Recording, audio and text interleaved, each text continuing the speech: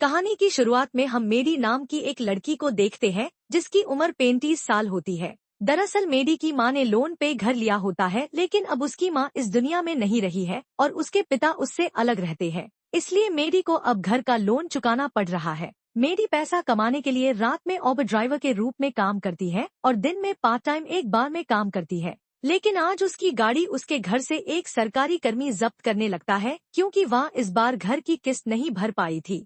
इसलिए वो सरकारी कर्मी उसकी गाड़ी ले जाने लगता है। लेकिन ये सरकारी कर्मी मेडी का एक्स बॉयफ्रेंड होता है, इसलिए वो उसे मनाने की कोशिश करती है ताकि वो गाड़ी ना ले जाए। अब मेडी यूज फुसलाने के लिए कहती है, मैं तुम्हें अभी भी पसंद करती हूँ। लेकिन तभी वो सरकारी कर्मी मेडी के घर से एक आदमी को बाहर निकलते हुए देखता है, जिसके साथ पिछली रात मेडी सोई थी। यूज देखकर वो सरकारी कर्मी गुस्से में मेडी की गाड़ी लेकर चला जाता है। इसके बाद मैडी बार में काम कर रही होती है, जहां उसकी सबसे अच्छी दोस्त और उसका पति भी काम करते हैं। मैडी अपनी परेशानियों के बारे में बताती है और कहती है कि उसकी गाड़ी जब्त कर ली गई है, जिसे अब वो रात में कैसे उबर चलाएगी और कैसे अपने घर का लोन चुकाएगी। मैडी की दोस्त उसे एक अमीर परिवार की जॉब लिस्टिंग दिखाती है, जिसमें एक अमीर परिवार अपने 18 साल के इकलौते बेटे के लिए कोई सुंदर सी लड़की की तलाश में है जो उसे डेट कर सके। इसके बदले में वो एक महंगी गाड़ी उसको दे रहे हैं। मैडी को पता चलता है कि वो लोग 20 से 25 साल की लड़कियां ढूंढ रहे हैं, लेकिन उसकी उम्र 35 साल है। फिर भी वो इस काम को आजमाने का फैसला करती है, क्योंकि फिलहाल उसे किसी भी तरह घर का लोन चुकाना है। अगले दिन मैडी पर्सी के परिवार के घर पहुंच जाती है, जहां वो आस कपल से मिलती है जिन्होंने अपने बेटे के लिए एड डाला था। वो बताते हैं कि उनका बेटा 18 साल का हो चुका है, जिसका नाम पर्सी है, लेकिन वो बहुत शर्मिला और अजीब स्वभाव का है। उसके बहुत ही कम दोस्त है और वो अपने कमरे में वीडियो गेम्स खेलने में सारा दिन बिताता है। वो बताते हैं कि पर्सी को लड़कियों से बात करने, शराब पीने या पार्टीज का कोई अनुभव नहीं है। वो बहुत मासूम है और अपने कंफर्ट जोन में रहने वाला लड़का है। इसलिए उसके माता पिता चाहते हैं कि मैडी उससे डेट करे और उसका कॉन्फिडेंस बढ़ाए, ताकि वो प्रिंसटन यूनिवर्सिटी जाने से पहले स्मार्ट, स्याना बन सके। उन्हें चिंता है कि अगर उनका बीटा कॉलेज जाने से पहले थोड़ा खुलकर नहीं जिएगा तो उसकी पर्सनल लाइफ पर असर पड़ेगा। पर्सी के माता पिता किसी यंग लड़की को इस काम के लिए रखना चाहते थे, लेकिन मैडी उन्हें यकीन दिलाती है कि वो इस काम के लिए सही है। पर्सी के माता पिता उसकी बात मान लेते हैं और उसे पर्सी की गर्लफ्रेंड बनकर पर्सी को स्मार्ट बनाने को कहते हैं। साथ ही वो मैडी को पर्सी के साथ इंटीमेट होने के लिए भी कहते हैं और मैडी से कहते हैं कि हमारे बीच जो डील हुई है वो पर्सी को किसी भी हाल में पता नहीं चलनी चाहिए। इसके बाद मैडी अपने दोस्त के पति की गाड़ी उधार लेकर एनिमल शेल्टर जाती है, जहां पर्सी वॉलंटियर होता है। यूज आकर्षित करने के लिए वो खूबसूरत ड्रेस पहनती है। मैडी कुत्ते को अडॉप्ट करने का नाटक करती है और पर्सी को कुत्ता दिखाने को कहती है। जब पर्सी यूज कुत्ता दिखता है, फिर पर्सी मैडी को एक फॉर्म भरने के लिए अपने ऑफिस में ले जाता है, ताकि पर्सी जान सके मैडी को डॉग क्यों अडॉप्ट करना है। यहाँ मैडी फॉर्म ना भरकर पर्सी के साथ फ्लर्ट करने लगती है। इसे पर्सी घबरा जाता है। पर्सी को कुछ समझ नहीं आता, इसलिए वो जल्दी वहाँ से घर जाने की कोशिश करता है, लेकिन मैडी उसे अपनी वान में छोड़ने का प्रपोजल देती है। पर्सी कहता है कि वो साइकिल लेकर आया है और बहाना बनाते हुए निकलने की कोशिश करता है। जब मैडी उसे रोकती है और उसकी साइकिल अपनी वान में रख देती है, जिसे उसके पास कोई और रास्ता नहीं बचता और उसे वान में बैठकर मैडी के साथ जाना पड़ता है। यहाँ पर्सी को लगता है कि मैडी ने उसे किडनैप कर लिया है और जब वो उसे उसके घर ले जाने के बजाय अपने घर की तरफ ले जाने लगती है, तो पर्सी घबरा जाता है। जब मैडी अपने घर के पास गाड़ी रोकती है, तब पर्सी अपने बैग से पेपर स्प्रे निकालकर उसके चेहरे पर छिड़क देता है, जिसे मैडी गाड़ी से बाहर निकलकर दर्द से तड़पने लगती है और पर्सी से कहती है कि वो उसे किडनैप नहीं कर रही थी, बल्कि सिर्फ उसके साथ डेट पार जाना चाहती थी और उसकी तारीफ भी करती है। ये सुनकर पर्सी उसके लिए पानी लाता है, जिसे वो अपना चेहरा और आंखें साफ करती है। पर्सी उससे कहता है कि वो भी उसके साथ डेट पे जाना चाहता है। रात में मैडी पर्सी को एक बार में लेके जाती है। पर्सी हाफ पैंट में आया होता है, जिसे देखकर सब लोग हंसने लगते हैं। फिर पर्सी और मैडी बात करने लगते हैं। पर्सी ड्रिंक नहीं करता है, इसलिए वो दोनों जूस पीते हैं। तभी एक लड़का आता है जो मैडी का एक्स बॉयफ्रेंड होता है। वो अपनी शादी की अंगूठी दिखाकर कहता है कि जब से मैडी मेरी जिंदगी से दूर गई है, तब से मेरी जिंदगी बदल गई है और मैं काफी खुश रहने लगा हूँ। वो पर्सी को चेतावनी देता है कि वो मैडी से दूर रहे, इतना कहकर वो चला जाता है। मैडी पर्सी को बताती है कि वो लड़का शराबी था, इसलिए मैंने उसे छोड़ दिया। इसके बाद मैडी पर्सी को एक बीच पार लेके आती है, जहाँ रात के समय कोई भी नहीं होता। मैडी पर्सी को कपड़े उतारने के लिए कहती है ताकि वो समुंदर में नहा सके, लेकिन पर्सी डियर जाता है तो मैडी उसके सामने ही अपने कपड़े उतार देती है और पानी में चली जाती है। मैडी पर्सी को भी बुलाती है। पर्सी उसे देखकर हिम्मत करता है और अपने कपड़े उतारकर पानी में चला जाता है। वो दोनों कुछ करने ही वाले होते हैं कि 3 नशे में धूत पर्सी की उम्र के लड़के और लड़कियां आ जाते हैं और किनारे रखे उनके कपड़े चुरा लेते हैं, जिसमें उनके वॉलेट, फोन और चाबियां होती है। मैडी उन्हें ऐसा करने से रोकने की कोशिश करती है, पर जब वो सामान लेके जाने लगते हैं तब मैडी बिना कपड़ों के ही पानी से बाहर आ जाती है और तीनों से लड़ने लगती है। तब वो तीनों उनका सामान वापस दे देते हैं। जब मैडी वापस पानी में जाती है तो मैडी का उनके प्रति हिंसक व्यवहार देखकर पर्सी परेशान होता है और उसे बताता है कि उसे ऐसे लड़ना नहीं चाहिए। मैडी यूज कहती है कि अगर मैंने उनको नहीं रोका होता तो वो लोग हमारा सामान लेके भाग जाते। फिर मेन पर्सी के करीब आने लगती है, पर वो पीछे हट जाता है, जिसे मैडी गुस्से में पानी से बाहर निकलती है और कपड़े पहन लेती है। फिर वो अपनी गाड़ी स्टार्ट करती है और जाने लगती है। टैब पर्सी उसके पास आता है और माफी मांगता है। मैडी यूज उसके कपड़े देती है और फिर उसे अपने घर लेके जाती है। मैडी फिर से पर्सी को बहकने की कोशिश करती है। वो उसे अपने करीब लाने के लिए डांस भी करती है, लेकिन पर्सी उसके पास नहीं आता। टैब मैडी उसे भी ऐसा हाई डांस करने के लिए कहती है। दरअसल मैडी चाहती थी कि उसकी जो डील पर्सी के पेरेंट्स के साथ हुई है वो जल्दी से खत्म हो जाए और उसे महंगी कार मिल जाए, इसलिए वो पर्सी के साथ जल्दी से क्लोज होना चाहती थी। पर्सी मैडी को पहले अच्छे से जानना चाहता था और उससे पहले उसके साथ इंटीमेट नहीं होना चाहता था। पर्सी पहली बार मैडी को किस करता है। इसी बीच मैडी की नजर पर्सी की पीठ पर पड़े चाले पर जाती है। ये देखकर वो उसकी पीठ पर लोशन लगाती है।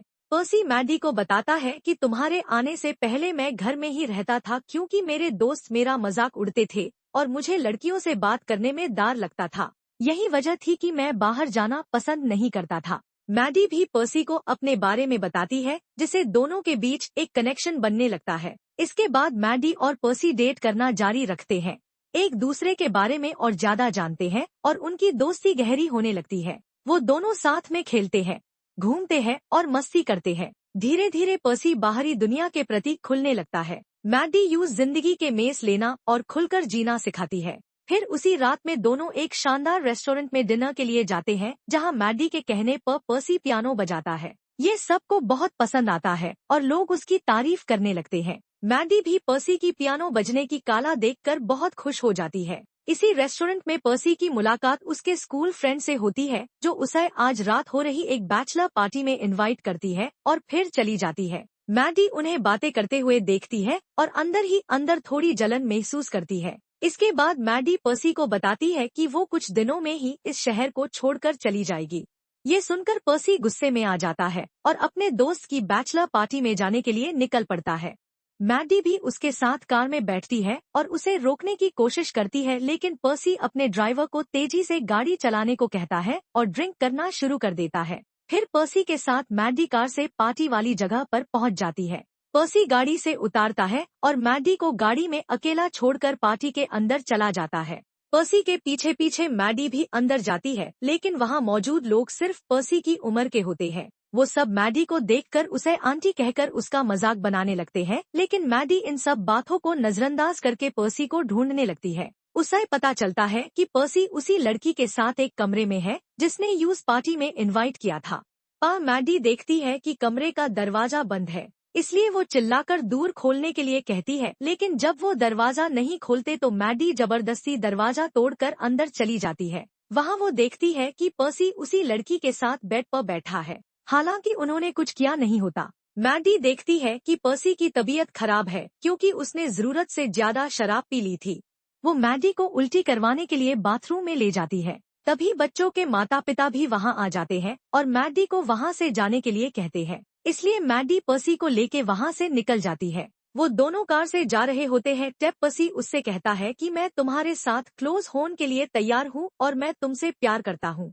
ये सुनकर मैडी को लगता है कि पर्सी बहुत नशे में है और उनका इंटीमेट होने का ये सही समय नहीं है, इसलिए वो मना कर देती है। अगले दिन पर्सी के माता पिता नोटिस करते हैं कि वो अब ज्यादा कॉन्फिडेंट और स्मार्ट हो गया है, जिसे वो काफी खुश होते हैं। पर्सी उन्हें बताता है कि वो अब प्रिंसटन यूनिवर्सिटी नहीं जाना चाहता क्योंकि उसकी एक गर्लफ्रेंड बन गई है जिसका नाम मैडी है और वो उसके पास रहना चाहता है।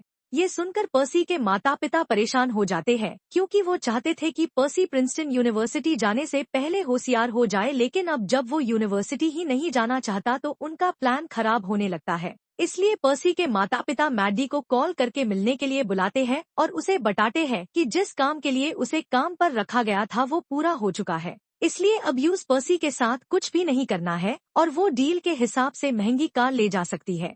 पर दुर्भाग्य से पर्सी अपने पिता की कार ड्राइविंग सीखने के लिए लेकर निकल रहा होता है, लेकिन फोन कार से कनेक्ट होता है तो वो उनकी बातचीत सुन लेता है, जिसे यूज मैडी की सच्चाई का पता चल जाता है। ये सुनकर उसका दिल टूट जाता है और वो विश्वास नहीं कर पाता कि जिस लड़की को वो अपनी गर्लफ्रेंड समझ रहा था उसे उसके माता पिता ने उसके लिए काम पर रखा था। अगले दिन पर्सी मैडी को अपने माता पिता से मिलने के लिए दोपहर के खाने पर बुलाता है। पर्सी के माता पिता उसके सामने ऐसा दिखाने की कोशिश करते हैं जैसे उन्होंने मैडी को पहले कभी देखा ही नहीं था।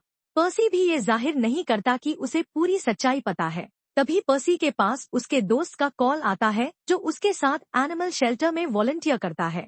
पर्सी घर से बाहर आता है और मैडी को दी जाने वाली कार को अपनी दोस्त के साथ जंगल में ले जाता है। पर्सी और उसका दोस्त मिलकर कार को धक्का देकर एक पेड़ से टकरा देते हैं, जिसे कार बुरी तरह से क्षतिग्रस्त हो जाती है।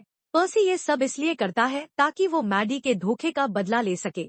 जब पर्सी घर लौटता है तो वो मैडी के करीब आने की कोशिश करता है। मैडी मान जाती है क्योंकि वो सब कुछ खत्म करने वाली थी, लेकिन पर्सी मैडी के दिए धोखे से दुखी होता है, इसलिए वो रुक जाता है और मैडी से कहता है कि उसे सब कुछ पता चल गया है, उसके और उसके माता पिता के बीच क्या डील हुई थी। पर्सी बहुत गुस्से में होता है और अब मैडी को देखना भी नहीं चाहता है क्योंकि मैडी ने उससे प्यार करने का नाटक किया था। मैडी उसे समझाने की कोशिश करती है कि उसने मजबूरी में ये सब किया, पर पर्सी उसकी कोई बात नहीं सुनता और मैडी यहाँ से चली जाती है। उसे अब पर्सी के माता पिता की दी हुई कार भी मिल जाती है जिसे पर्सी ने ठोक दिया होता है। यहाँ पर्सी अपने माता पिता पर काफी गुस्सा करता है और उनसे कहता है कि वो उसे अपनी मर्जी से जिंदगी जीने दे। वो पहले की तरह ज्यादातर समय अपने कमरे में बिताने लगता है और वीडियो गेम्स खेलने में लग जाता है। वो मैडी के किसी भी मैसेज या कॉल का जवाब नहीं देता। उधर मैडी पर्सी के पेरेंट्स की दी हुई कार को रिपेयर करवा लेती है और पैसे जुटाकर अपने घर का लोन चुका देती है। इस खुशी में वो अपने दोस्त और उसके पति को पार्टी देती है, लेकिन उसकी दोस्त उसे बताती है कि वो मां बनने वाली है और इसलिए वो एक नया घर ढूंढ रहे हैं क्योंकि इससे पहले वो अपने पेरेंट्स के घर पर रह रहे थे। ये सुनकर मैडी अपना घर उन्हें कम दाम में बेच देती है क्योंकि मैडी को अब इस शहर में नहीं रहना था और वो अब कैलिफोर्निया शिफ्ट होने वाली थी। इसके बाद मैडी पर्सी से मिलने उसके घर जाती है क्योंकि उसे उसके लिए बुरा लग रहा होता है, लेकिन पर्सी वहाँ नहीं होता। वो उसके पेरेंट्स से उसका पता लेकर उससे मिलने जाती है पर पर्सी अब भी उससे बात करने से इनकार करता है। जब मैडी उससे माफी मांगती है और उसे समझाने की कोशिश करती है, आखिरकार पर्सी उसे माफ कर देता है। फिर मैडी उसे बताती है कि वो कैलिफोर्निया जा रही है। ये सुनकर पर्सी उसके लिए खुश होता है। इसके बाद जिस दिन पर्सी प्रिंसटन यूनिवर्सिटी जाने वाला होता है, वो अपना बैग पैक करता है और अपने माता पिता को अलविदा कहता है। कैलिफोर्निया जाने से पहले मैडी यूनिवर्सिटी छोड़ने के लिए लेके आती है और फिर दोनों साथ में निकल जाते हैं। इसी के साथ मूवी खत्म हो जाती है। दोस्तों, अगर आप मैडी की जगह होते तो क्या आप इस ऑफर को स्वीकार करते? इस पर अपनी राय कमेंट सेक्शन में जरूर बताएं। वीडियो को लाइक और शेयर करके चैनल को सब्सक्राइब करें और बेल आइकन प्रेस करें, जिससे आने वाली मूवी एक्सप्लेनेशंस आपसे मिस ना हो। मिलते हैं अगले वीडियो में। Till then bye bye, take care.